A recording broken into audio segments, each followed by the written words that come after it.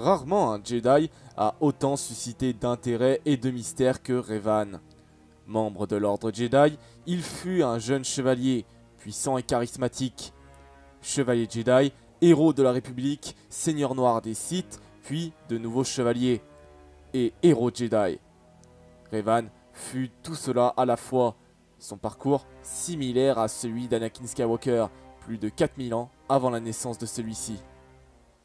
Comme vous le savez tous, Revan est uniquement rattaché aux légendes de Star Wars. Mais aujourd'hui, nous ne pouvons plus officiellement dire que Revan est uniquement attaché aux légendes. Car oui, avec la sortie de Star Wars épisode 9, nous pouvons dire officiellement aujourd'hui que Revan est bien rattaché en partie au canon. Et je vais m'expliquer. C'est dans Star Wars épisode 9, l'ascension de Skywalker, que Dark Revan vient officiellement de prendre sa place dans le canon, grâce aux Sith Troopers. C'est dans le guide visuel de Star Wars, l'ascension de Skywalker, que tout se passe. En effet, la mention du personnage de KOTOR, le jeu emblématique développé par BioWare, que tout se joue. Le Seigneur Sith donne en effet son nom à l'une des très nombreuses légions de Sith Troopers, formées par Palpatine pour son ordre de l'Éternel Sith. Ainsi, parmi les bataillons cités, figure la 3e légion, nommée Revan. Ce qui nous laisse plus vraiment de doute sur le statut canon du célèbre antagoniste. Le guild précise par ailleurs qu'Andedu, Tanis, Tenebros font également partie du canon à la même place que Revan, car ce sont également des personnages du légende. Mais cela fait déjà bien longtemps que Lucasfilm tente d'intégrer Revan parmi le canon de Star Wars. Et oui, je ne rigole absolument pas. Revan a bien failli arriver dans la série animée de The Clone Wars de 2008. Et je ne plaisante absolument pas. De base, Revan était censé arriver dans une scène coupée de l'arc de Mortis. Malheureusement, cette scène a été supprimée car elle mettait trop d'incohérence avec l'histoire totale de Star Wars. Malgré que cette scène a été supprimée, la scène a vraiment bien été pensée et qu'elle a même été modélisée et prête à être filmée.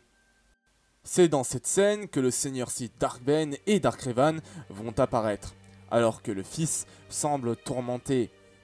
Le fils va alors poser la question suivante aux deux entités qui lui parlent. Il va poser « Qui sont-ils » La voix va lui répondre qu'ils sont ceux qui ont vécu, ceux qui ont été trahis, et qu'ils sont les rouleurs du côté obscur. Et c'est à cet instant que les deux Sith devaient apparaître. Malgré que cette scène était franchement très cool, dites-vous même que George Lucas l'a même très bien appréciée, la scène fut tout de même coupée. Car comme je l'ai dit plus tôt, elle fournissait beaucoup trop d'incohérences. Parce que normalement, le fils est censé avoir des dizaines de milliers d'années, alors que Dark Revan, par exemple, a vécu il y a environ 4000 ans. Cela voudrait dire que le fils n'a jamais entendu parler de ces deux puissants seigneurs Sith. Et sachant que Revan n'est pas mort en seigneur Sith, mais en chevalier Jedi, il est donc impossible pour lui de revenir en tant que fantôme Sith. Il est clair que l'idée de faire intégrer Revan à l'univers canon de Star Wars a beaucoup fait parler à Dave Filoni et surtout à George Lucas.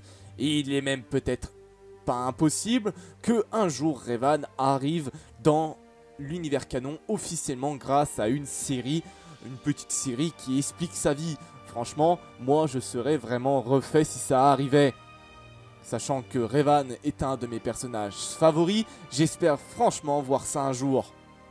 Mais bref, sur ce les amis, j'espère que cette vidéo vous aura plu. Si c'est le cas, n'hésitez pas à liker et à vous abonner, ça me fait extrêmement plaisir. Et sur ce, n'oubliez pas que la force soit avec vous.